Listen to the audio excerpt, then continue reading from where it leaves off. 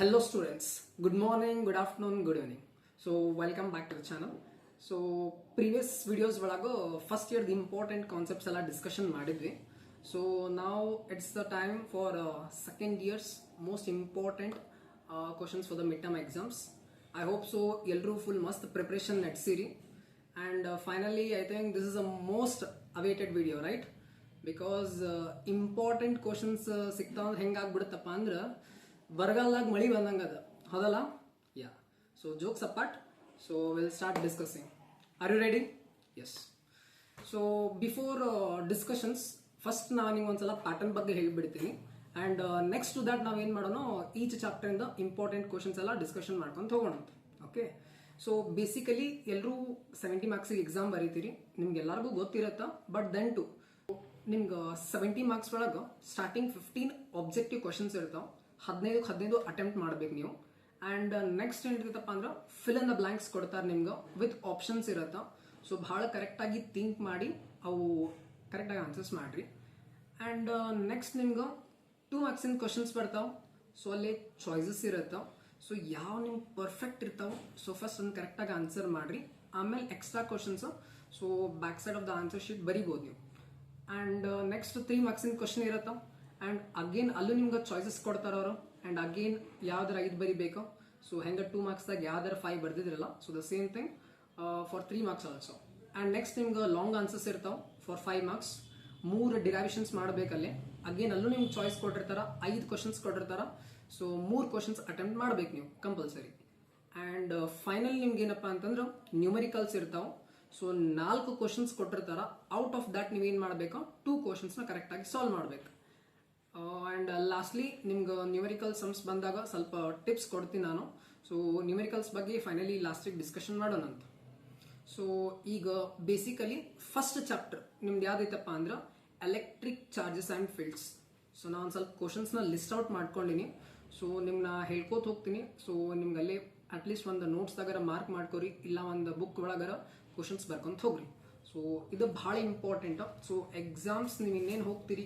ಅಥವಾ ಎಕ್ಸಾಮ್ಸಿಗೆ ಪ್ರಿಪೇರ್ ಆಗತ್ತಿದ್ರೆ ಈ ಕ್ವಶನ್ಸ್ ಅಂತೂ ಒಂದ್ಸಲ ರಿವಿಷನ್ ಆಗಿರ್ಬೇಕು ಅಥವಾ ಮಸ್ಟ್ ಅಂಡ್ ಶುಡ್ ಪ್ರಾಕ್ಟೀಸ್ ಮಾಡಿ ನೀವು ಎಕ್ಸಾಮ್ ಹಾಲಿಗೆ ಹೋಗ್ಬೇಕು ಓಕೆ ಓಕೆ ಸೊ ಫಸ್ಟ್ ಒಳಗೆ ನೀವು 3 ಮಾರ್ಕ್ಸ್ ಒಳಗೆ ಎಲೆಕ್ಟ್ರಿಕ್ ಚಾರ್ಜಸ್ ಇನ್ ಪ್ರಾಪರ್ಟೀಸ್ ಕೇಳ್ಬೋದು ಬೇಸಿಕ್ ಪ್ರಾಪರ್ಟೀಸ್ ಆಫ್ ಚಾರ್ಜಸ್ ಅದು ಇಲ್ಲಪ್ಪ ಅಂದ್ರೆ ಎಲೆಕ್ಟ್ರಿಕ್ ಫೀಲ್ಡ್ ಲೈನ್ಸ್ ಇನ್ ಪ್ರಾಪರ್ಟೀಸ್ ಅದಾವ ಅದು ಇಲ್ಲಪ್ಪ ಅಂದ್ರೆ ಕೂಲಮ್ಸ್ ಲಾ ಈ 3 ಕ್ವಶನ್ ಒಳಗೆ ಪಕ್ಕ ಒಂದು ಕ್ವಶನ್ ಬಂದ ಬರ್ತೈತಿ ಅದೇನಾರು ಕ್ವಶನ್ ಇಲ್ಲ ಎಕ್ಸಾಮ್ ಬಿಟ್ಟು ಹೊರಗಡೆ ಬರ್ರಿ ಮತ್ತೆ ಎಕ್ಸಾಮ್ ಬಿಟ್ಟು ಹೊರಗೆ ಬಂದಿರಿ ಬರಕ್ಕೆ ಹೋಗ್ಬೇಡ್ರಿ I mean that much important ಐತಿ ಈ 3 ಕ್ವಶನ್ ಒಳಗೆ ಪಕ್ಕ ಒಂದು ಯಾರು ಕ್ವಶನ್ ಬಂದ ಬರೋದು ಸೊ ಭಾಳ ಇಂಪಾರ್ಟೆಂಟ್ ಐತಿ ಫೋಕಸ್ ಮಾಡ್ರಿ ಆ್ಯಂಡ್ ಈ ಚಾಪ್ಟರ್ ಒಳಗೆ ಎಲ್ಲ ಡೆಫಿನೇಷನ್ಸ್ ನೀವು ಕಂಪಲ್ಸರಿ ಓದಬೇಕು ಆ್ಯಂಡ್ ನಾನು ನಿಮ್ಗೆ ಒಂದು ಸಜೆಷನ್ ಏನು ಕೊಡ್ತೀನಪ್ಪ ಅಂತಂದ್ರೆ ಸ್ಟಾರ್ಟಿಂಗ್ ನಿಮ್ಗೆ ಏನು 4 ಚಾಪ್ಟರ್ಸ್ ಅದಲ್ಲ ಅದ್ರಾಗ 1 ಮಾರ್ಕ್ 2 ಮಾರ್ಕ್ಸ್ 3 ಮಾರ್ಕ್ಸ್ 5 ಮಾರ್ಕ್ಸ್ ಎಲ್ಲಾನು ಕಂಪ್ಲೀಟ್ ಆಗಿ ಓದ್ಬೇಕು ಏನು ಬಿಡಂತಿಲ್ಲ ಬಿಕಾಸ್ ಅಲ್ಲಿ ನಿಮ್ಗೆ 70 ಮಾರ್ಕ್ಸಿಗೆ ಅಷ್ಟೇ ಬರೀಬೇಕು ಬಟ್ ಮೋರ್ ದನ್ ದ್ಯಾಟ್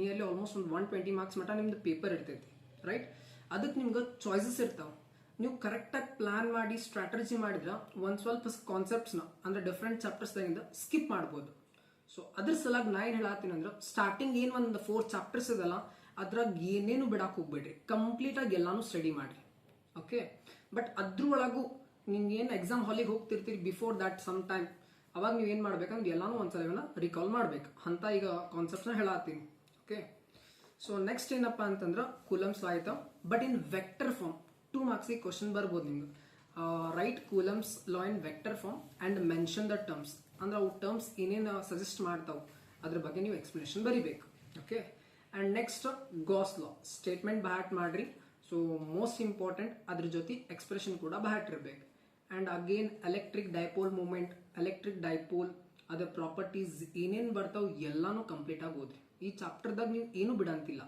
ಯಾಕಪ್ಪ ಅಂದ್ರೆ ಈ ಚಾಪ್ಟರ್ಲಿಂತ ಅಗೇನ್ ನಿಮ್ಗೆ ಏನಾಗತ್ತೆ ಅಂದ್ರೆ ಒಂದು ನ್ಯೂಮೆರಿಕಲ್ ಸಮ್ ಕೂಡ ಬರುತ್ತಾ ಸೊ ಕನ್ಸಿಡರ್ ಮಾಡ್ರಿ ಭಾಳ ಇಂಪಾರ್ಟೆಂಟ್ ಐತಿ okay and next second chapter ಯಾವ್ದೈತಪ್ಪ ಅಂದ್ರೆ electrostatic potential and capacitance right okay so ಇಲ್ಲಿ ನೀವೇನು ಮಾಡ್ಬೇಕಪ್ಪ ಅಂದ್ರೆ ಇಕ್ವಿ ಪೊಟೆನ್ಷಿಯಲ್ ಸರ್ಫೇಸಸ್ ಅದ್ರ ಬಗ್ಗೆ ಸ್ಟಡಿ ಮಾಡ್ಬೇಕು ಭಾಳ ಇಂಪಾರ್ಟೆಂಟ್ ಆ್ಯಂಡ್ ನೆಕ್ಸ್ಟ್ ಇಲ್ಲಿ ನಿಮ್ಗೊಂದು ಡಿರೈವೇಷನ್ ಬರುತ್ತೆ expression for capacitance of parallel plate capacitor so ಭಾಳ ಇಂಪಾರ್ಟೆಂಟ್ ಐತಿ ಅದ್ರ ಬಗ್ಗೆ ನೀವು ಓದ್ಕೋಬೇಕು okay and again as starting ಹೇಳ್ದಂಗೆ ಈ ಚಾಪ್ಟರ್ದಾಗ ನೀವು ಎಲ್ಲಾನು ಓದ್ರಿ.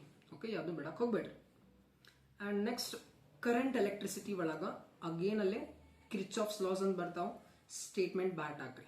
ಸೊ ಇದೊಂದು ಚಾಪ್ಟರ್ದಾಗ ರ್ಯಾಂಡಮ್ ಆಗಿ ಕ್ವಶನ್ಸ್ ಹೇಳ್ತಿರ್ತೀನಿ ನಾನು, ಬಟ್ ಆ ಚಾಪ್ಟರ್ದಾಗ ಎಲ್ಲಾನು ಕವರ್ ಮಾಡ್ತೀನಿ. Okay, so Kirchhoff's laws statement ಓದ್ರಿ. ಆ್ಯಂಡ್ ಅವು ಲಾಸ್ ಯಾವ ಲಾ ಆಫ್ ಕನ್ಸರ್ವೇಷನ್ ಮೇಲೆ ಡಿಪೆಂಡ್ ಆಗುತ್ತೆ ಇದ್ರ ಮೇಲೆ ಕ್ವಶನ್ಸ್ ಕೇಳ್ತಿರ್ತಾರೆ ಆಬ್ಜೆಕ್ಟಿವ್ ಒಳಗೆ. Whether it's dependent on charge, whether it's dependent on ಎನರ್ಜಿಯು. ಸೊ ಅದ್ರ ಬಗ್ಗೆ ಓದ್ಕೋರಿ. ಆ್ಯಂಡ್ ಕಿರ್ಚಾಫ್ ಲಾನ ಓದ್ಬೇಕಾದ್ರೆ ಅದ್ರದ್ದು ರೂಲ್ಸ್ ರೆಗ್ಯುಲೇಷನ್ ಎಲ್ಲ ಕರೆಕ್ಟಾಗಿ ನೋಡ್ಕೋರಿ. ಯಾಕಂದ್ರೆ ಅಗೇನ್ ಇದ್ದ ಕಾನ್ಸೆಪ್ಟ್ಲಿಂತ ಇನ್ನೊಂದು ಎಕ್ಸ್ಪ್ರೆಷನ್ ಡಿರೈವ್ ಮಾಡ್ತೀವಿ, that is balancing condition for Wheatstone bridge. And along with that ನೀವೇನು ಮಾಡ್ತೀರಿ, ನ್ಯೂಮರಿಕಲ್ ಪ್ರಾಬ್ಲಮ್ ಬರುತ್ತೆ. ಸೊ ಇದ ಕಾನ್ಸೆಪ್ಟ್ಲಿಂತ ಸೊ ಇದು ಕೂಡ ಬಹಳ ಇಂಪಾರ್ಟೆಂಟ್ ಐತಿ. ಆ್ಯಂಡ್ ನೆಕ್ಸ್ಟ್ ಓಮ್ಸ್ ಲಾದ ಸ್ಟೇಟ್ಮೆಂಟ್ ಆ್ಯಂಡ್ ಅದರದ್ದು ಲಿಮಿಟೇಷನ್ಸ್. ಮೀನ್ಸ್ ಎಲ್ಲೆಲ್ಲೇ ಓಮ್ಸ್ ಲಾ ವ್ಯಾಲಿಡ್ ಆಗಲ್ಲ ಅಥವಾ ಅದರ ಡಿಸ್ಅಡ್ವಾಂಟೇಜಸ್ ಏನೇನೈತಿ, ಲಿಮಿಟೇಷನ್ಸ್, ಅದ್ರ ಬಗ್ಗೆ ಸ್ಟಡಿ ಮಾಡ್ಬೇಕು ನೀವು. And next to that 2 marks ಒಳಗೆ ಡ್ರಿಫ್ಟ್ ವೆಲಾಸಿಟಿ ಅಂದ್ರೇನು, ಮೊಬಿಲಿಟಿ ಅಂದ್ರೇನು, ಭಾಳ ಟೈಮ್ ಈ ಕ್ವಶನ್ಸ್ ರಿಪೀಟ್ ಆಗೈತಿ ಇವನ್ ಇನ್ ಆಬ್ಜೆಕ್ಟಿವ್ ಆಲ್ಸೋ. ಅದರದ್ದು ಡೆಫಿನೇಷನ್, ಫಾರ್ಮುಲಾ ಆ್ಯಂಡ್ ಯೂನಿಟ್ ಎಲ್ಲಾನು ಭಾಳ ಹಾಕ್ರಿ. And next Wheatstone bridge ಅಂತೂ ಆಗಲೇ ಡಿಸ್ಕಸ್ ಮಾಡಿದ್ವಿ, ಇಂಪಾರ್ಟೆಂಟ್ ಐತೆ ಓದ್ರಿ. ಆ್ಯಂಡ್ ನೆಕ್ಸ್ಟ್ ಚಾಪ್ಟರ್ ಯಾವ್ದು ಬರುತ್ತೆ ಹೇಳ್ರಿ ನಿಮ್ಗೆ, moving charges and magnetism, right. So ಅದ್ರ ಒಳಗೆ ಬಯೋಟ್ ಸವರ್ಟ್ಸ್ ಲಾ ಮೋಸ್ಟ್ ಇಂಪಾರ್ಟೆಂಟ್ ಐತಿ, ಸ್ಟೇಟ್ಮೆಂಟ್ ಬ್ಯಾಟ್ ಹಾಕ್ರಿ. ಆ್ಯಂಡ್ 3 ಮಾರ್ಕ್ಸಿಗೆ ಕ್ವಶನ್ ಬರೋ ಪಾಸಿಬಿಲಿಟಿ ಭಾಳ ಐತಿ. ಆ್ಯಂಡ್ ಯೂಸಿಂಗ್ ದಿಸ್ ಒನ್ ಇನ್ನೊಂದು ಯಾವುದೋ ಡಿರೈವೇಷನ್ ಮಾಡ್ತೀನಿ, ನೆಕ್ಸ್ಟ್ ಅಲ್ಲಿಗೂ ಬರ್ತೀನಿ ನಾನು. ಸೊ ಬಯೋಟ್ ಸವರ್ಟ್ಸ್ ಲಾ ಭಾಳ ಇಂಪಾರ್ಟೆಂಟ್ ಐತಿ.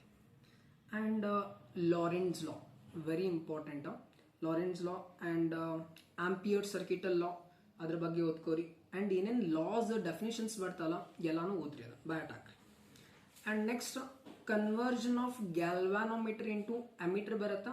ಆ್ಯಂಡ್ ಇನ್ನೊಂದು conversion of galvanometer into voltmeter ಭಾಳ ಇಂಪಾರ್ಟೆಂಟ್ ಐತಿ. ಇವನ್ ಇನ್ ಪ್ರಾಕ್ಟಿಕಲ್ಸ್ಗೆ ಭಾಳ ಹೆಲ್ಪ್ ಆಗುತ್ತೆ. ಆ್ಯಂಡ್ ಥಿಯರಿ ಒಳಗು and even in CETs also. So ಈ ಕಾನ್ಸೆಪ್ಟ್ ಅಂತೂ ಟೋಟಲಿ ಎಲ್ಲ ಕಡೆ ಇಂಪಾರ್ಟೆಂಟ್ ಐತಿ. 3 ಮಾರ್ಕ್ಸಿಗೆ ಏನೇನು ನೆಸೆಸರಿ ಐತಿ ಅದಷ್ಟು ಬ್ಯಾಟ್ ಹಾಕ್ರಿ. Conversion most important. ಸೊ ಈ ಟಾಪಿಕ್ ಮಾತ್ರ ಬಿಡಂಗಿಲ್ಲ. ಓಕೆ, ಆ್ಯಂಡ್ ನೆಕ್ಸ್ಟ್ ಏನಪ್ಪ ಅಂತಂದ್ರೆ ಮ್ಯಾಗ್ನೆಟಿಸಮ್ ಆ್ಯಂಡ್ ಮ್ಯಾಟ್ರಿಗೆ ಬರೋಣ ಅಂತ. ಅಲ್ಲಿ different types of magnetic materials ಬರ್ತಾವೆ, ಪ್ಯಾರಾಮ್ಯಾಗ್ನೆಟಿಕ್, ಡಯಾಮ್ಯಾಗ್ನೆಟಿಕ್, ಫೆರೋಮ್ಯಾಗ್ನೆಟಿಕ್, ರೈಟ್. ಅದ್ರದ್ದು ಎಲ್ಲ ಪ್ರಾಪರ್ಟೀಸ್ ಓದ್ಕೋರಿ. ಡಿಫ್ರೆನ್ಸಸ್ ಕೇಳ್ತಾರ, ಪಕ್ಕ ಈ ಕ್ವಶನ್ ಬರ್ತೈತಿ. ಅಗೇನ್ ಸೇಮ್ ಥಿಂಗ್ ಆಗಲ್ಲ ಹೇಳ್ದಂಗೆ ಎಕ್ಸಾಮ್ದಾಗ ಈ ಕ್ವಶನ್ ಅಂದ್ರೆ ಎಕ್ಸಾಮ್ ಬಿಟ್ಟು ಹೊರಗಡೆ ಬರ್ರಿ, ಅಷ್ಟು ಇಂಪಾರ್ಟೆಂಟ್ ಐತಿ. ಓಕೆ, ಆ್ಯಂಡ್ ನೆಕ್ಸ್ಟ್ ಮ್ಯಾಗ್ನೆಟೈಸೇಷನ್ ಅಂದ್ರೇನು, ಮ್ಯಾಗ್ನೆಟಿಕ್ ಸಸೆಪ್ಟಿಬಿಲಿಟಿ ಅಂದ್ರೇನು, ಆ್ಯಂಡ್ ಅದ್ರದ್ದು ಯೂನಿಟ್ಸ್ ಭಾಳ ಇಂಪಾರ್ಟೆಂಟ್ ಐತಿ, ಅದ್ರ ಬಗ್ಗೆ ನೋಡ್ಕೋರಿ. ಆ್ಯಂಡ್ ಇನ್ನೊಂದು 2 ಮಾರ್ಕ್ಸ್ದಾಗ ಏನು ಇಂಪಾರ್ಟೆಂಟ್ ಅಪ್ಪ ಅಂದ್ರೆ ಪೋಲಾರ್ ಮಾಲಿಕ್ಯೂಲ್ಸ್ ಅಂದ್ರೇನು, ನಾನ್ ಪೋಲಾರ್ ಮಾಲಿಕ್ಯೂಲ್ಸ್ ಅಂದ್ರೇನು ವಿತ್ ಎಕ್ಸಾಂಪಲ್ಸ್, ಇದನ್ನು ಕೂಡ ಬ್ಯಾಟ್ ಮಾಡ್ರಿ. ಆ್ಯಂಡ್ ನೆಕ್ಸ್ಟ್ ನಿಮ್ದು ಯಾವ ಚಾಪ್ಟರ್ ಬರುತ್ತಪ್ಪ ಅಂದ್ರೆ ಎಲೆಕ್ಟ್ರೋಮ್ಯಾಗ್ನೆಟಿಕ್ ಇಂಡಕ್ಷನ್. ಫೆರಡೇಸ್ ಲಾ ಓದ್ರಿ, Faraday's law of EMI, right. So law ಬ್ಯಾಟ್ ಮಾಡ್ರಿ. Lenz's law most important. And again ಇಲ್ಲೂ ಯಾವ ಲಾ ಆಫ್ ಕನ್ಸರ್ವೇಷನ್ ಮೇಲೆ ಅದು ಡಿಪೆಂಡೆಂಟ್ ಐತಿ ಆ್ಯಂಡ್ ಅದ್ರದ್ದು ಸಿಗ್ನಿಫಿಕೆನ್ಸ್ ಏನು ಅದ್ರ ಬಗ್ಗೆ ನೋಡ್ಕೋರಿ. ಆ್ಯಂಡ್ 3 ಮಾರ್ಕ್ಸ್ ಒಳಗೆ ಮೋಷನಲ್ EMF, ಸೊ ಒಂದು ಡಿರೈವೇಷನ್ ಐತಿ, ಅದನ್ನ ಓದ್ಕೋರಿ, ಭಾಳ ಇಂಪಾರ್ಟೆಂಟ್ ಐತಿ. ಆ್ಯಂಡ್ ಈ ಚಾಪ್ಟರ್ದಾಗ ಇಷ್ಟು ಇಂಪಾರ್ಟೆಂಟ್ ಐತಿ. ನೆಕ್ಸ್ಟ್ ಹೇಳೋದಾದ್ರೆ ಅಲ್ಟರ್ನೇಟಿಂಗ್ ಕರೆಂಟ್ ಬರುತ್ತೆ. ಸೊ ಅಲ್ಲಿ ಬೇಸಿಕ್ ಡೆಫಿನೇಷನ್ಸ್ ಎಲ್ಲ ಓದ್ಕೋರಿ. RMS voltage, VRMS, right. And IRMS ಕರೆಂಟಿಂದ ಏನೇನೈತಿ ಅದನ್ನ ಓದ್ಕೋರಿ.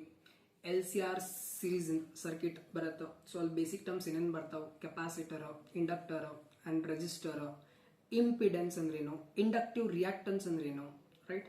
ಸೊ ಅದ್ರ ಬಗ್ಗೆ ಎಲ್ಲ ನಿಮ್ಗೆ ಸ್ವಲ್ಪ ನಾಲೆಜ್ ಇರಬೇಕು. ಆ್ಯಂಡ್ ಅಗೇನ್ ಈ ಚಾಪ್ಟರ್ಲಿಂತ ನಿಮ್ಗೊಂದು ಸಮ್ ಬರುತ್ತೆ. ಸೊ ಇಂಪಿಡೆನ್ಸ್ ಭಾಳ ಇಂಪಾರ್ಟೆಂಟ್ ಐತಿ.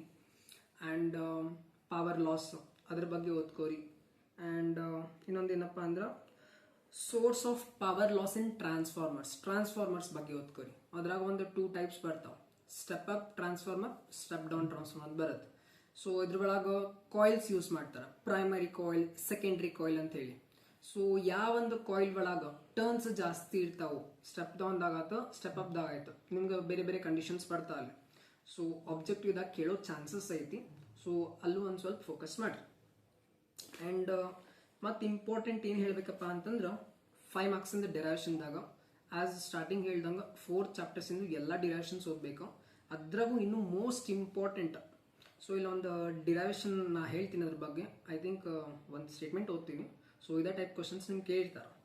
derive an expression for magnetic field strength at a point on the axis of a circular current loop using Biot-Savart's law. I think ಆಗಲ್ಲಿ ಇದು ಹೇಳಿದ್ದೆ ನಿಮ್ಗೆ ಒಂದು ಡೆರೈವೇಷನ್ ಬರುತ್ತೆ Biot-Savart's law ಮೇಲೆ ಅಂತೇಳಿ. ಸೊ ಇದು ಭಾಳ ಇಂಪಾರ್ಟೆಂಟ್ ಐತಿ. ಸೊ ಪ್ರಾಕ್ಟೀಸ್ ಮಾಡಿರಿ. ಆ್ಯಂಡ್ ಇನ್ನೊಂದು ಯಾವುದಪ್ಪ ಅಂದ್ರೆ arrive at expression for the force between two parallel conductors carrying current and define 1 ampere. Most important derivation ಇದು ಕೂಡ. and 1 ampere ಅಂದ್ರೇನು ಡಿಫೈನ್ ಮಾಡ್ಬೇಕು ನೀವು. ಇವನ್ 1 ಕೂಲಮ್ ಅಂದ್ರೇನು, 1 ಆಂಪಿಯರ್ ಅಂದ್ರೇನು, ಇವು ಒಂದು ಸ್ವಲ್ಪ ಏನು ಮಾಡ್ರಿ ಬ್ಯಾಟ್ ಮಾಡ್ಕೋರಿ. ಆ್ಯಂಡ್ ಇನ್ನೊಂದು ಏನು ಹೇಳಬೇಕಪ್ಪ ಅಂದ್ರೆ ನ್ಯೂಮೆರಿಕಲ್ಸ್ ಟಾಪಿಕಿಗೆ ಬರೋಣ ಅಂತ. ಈಗ ಸೊ 4 ನ್ಯೂಮೆರಿಕಲ್ಸ್ ಇರ್ತಾವೆ, ಅದ್ರಾಗ ನೀವು 2 ಸಾಲ್ವ್ ಮಾಡ್ಬೇಕು, ರೈಟ್? ಈಗ ನಿಮ್ಗೆ ಒಂದು ಡೌಟ್ ಬರುತ್ತೆ, ಆ 4 ನ್ಯೂಮೆರಿಕಲ್ಸ್ ಯಾವ ಚಾಪ್ಟರ್ಲಿಂದ ಬರ್ತಾವೆ? ಬಂದೈತಲ್ಲ ಈ doubt? Very good. So first ಚಾಪ್ಟರ್ಲಿಂದ ಒಂದು ನ್ಯೂಮೆರಿಕಲ್ ಬರುತ್ತೆ, ಸೆಕೆಂಡ್ ಚಾಪ್ಟರಿಂದ ಒಂದು ನ್ಯೂಮೆರಿಕಲ್ ಬರುತ್ತೆ, ಕರೆಂಟ್ ಎಲೆಕ್ಟ್ರಿಸಿಟಿ ಅಲ್ಲಿಂದ ಒಂದು ಬರುತ್ತೆ, ಆ್ಯಂಡ್ ಫೈನಲಿ ಅಲ್ಟರ್ನೇಟಿಂಗ್ ಕರೆಂಟ್. ಈ 4 ಚಾಪ್ಟರ್ಸ್ಲಿಂದ ನಿಮ್ಗೆ ಏನು ಮಾಡ್ತಾರ ನ್ಯೂಮೆರಿಕಲ್ ಪ್ರಾಬ್ಲಮ್ಸ್ ಬರ್ತಾವೆ. ಸೊ ಫಸ್ಟ್ ಚಾಪ್ಟರ್ದಾಗ ಎಲೆಕ್ಟ್ರಿಕ್ ಫೀಲ್ಡ್ ಮೇಲೆ, ಎಲೆಕ್ಟ್ರಿಕ್ ಫೋರ್ಸ್ ಮೇಲೆ ಕ್ವಶನ್ಸ್ ಬರ್ತಾವೆ ನಿಮ್ಗೆ. ಸೆಕೆಂಡ್ ಒಳಗೆ ನಿಮ್ಗೆ ಬೇಸಿಕಲಿ ಕೆಪಾಸಿಟೆನ್ಸ್ ಮೇಲೆ ಕ್ವಶನ್ಸ್ ಕೇಳ್ತಾರ. ಆ್ಯಂಡ್ ಕರೆಂಟ್ ಎಲೆಕ್ಟ್ರಿಸಿಟಿ ಬರೋದಾತಪ್ಪ ಅಂದ್ರೆ internal resistance, EMF of the cell, ಇದ್ರ ಮೇಲೆ ಕ್ವಶನ್ಸ್ ಕೇಳ್ತಾರೆ. ಅದನ್ನು ಕೇಳಿಲ್ಲಪ್ಪ ಅಂತಂದ್ರೆ ಕಿರ್ಚಾಫ್ ಲಾಸ್ ಮೇಲೆ, ಮೀನ್ಸ್ ಒಂದು ವೀಟ್ಸ್ಟೋನ್ ನೆಟ್ವರ್ಕ್ ಕೊಡ್ತಾರ, ಕಿರ್ಚಾಫ್ ಲಾಸ್ ಅಪ್ಲೈ ಮಾಡಬೇಕು. So they will ask to find IG value or I1 value, I2 ಅಥವಾ total current I value in the circuit, ಇದನ್ನೆಲ್ಲ ಫೈಂಡ್ ಮಾಡೋಕೆ ಕೇಳ್ಬೋದು.